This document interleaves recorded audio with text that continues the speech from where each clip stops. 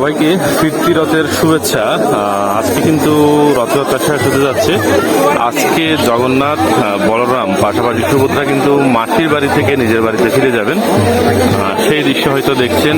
আবার কিন্তু এক বছরের জন্য শেষ হচ্ছে রথযাত্রা। গত সপ্তাহের আপনারা কিছু ভিডিও দেখেছেন, ঠিক আজকে একই জায়গায় আবার সেই স্থানের রথযাত্রা শুরু হয়েছে। ফিরতি রথ বা উল্টো রথ বলে থাকে আর কি। গত সপ্তাহে যত ভক্তের ভিড় ছিল, মোটামুটি আজকেও কিন্তু একই ভক্তের ভিড় কিন্তু উপস্থিতি দেখা যাচ্ছে।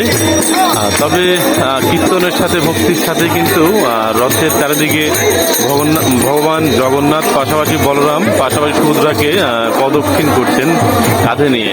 এরপরে রথে উঠবে। রথে ওঠার পরে কিন্তু রথযাত্রা শুরু হয়ে যাবে। সবাই রথে নিয়ে যাবে, 2 থেকে 3 বার হয়তো মন্দিরের চারিদিকে প্রদক্ষিণ হবে। এরপরেই এই বছরের জন্য শেষ হচ্ছে। আর সেই দৃশ্য আমি তুলে ধরবো যে রথ থেকে ছুঁড়ে মারা হয় প্রসাদ, সবাই হুড়োহুড়ি করে। খুব সুন্দর দৃশ্য, এর আগের বারও দেখেছেন, আবারও তুলে ধরার চেষ্টা করব। সাথেই থাকুন।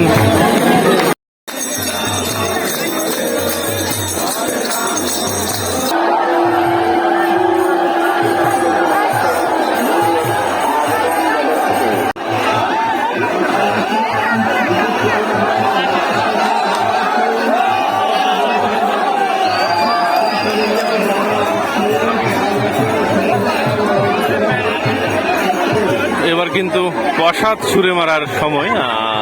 আপনারা দেখবেন, এই তো ছুটছে প্রসাদ। ওয়াও, এই দৃশ্যটা সবচেয়ে বেশি সুন্দর লাগে, দূর থেকে প্রসাদ ছুঁড়ে মারা আর ভক্তরা সেই প্রসাদ নেওয়ার জন্য কারাগারি করা। সুন্দর দৃশ্য।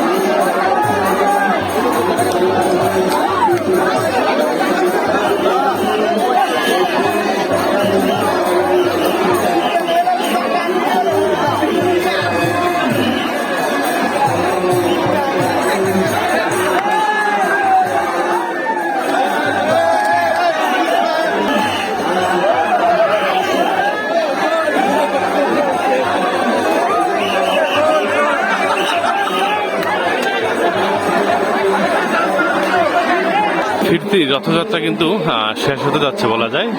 আমার মনে হয় এরপরে হয়তো আরেকবার প্রদক্ষিণ করবে আমাদের জগন্নাথ মন্দিরের চারপাশে।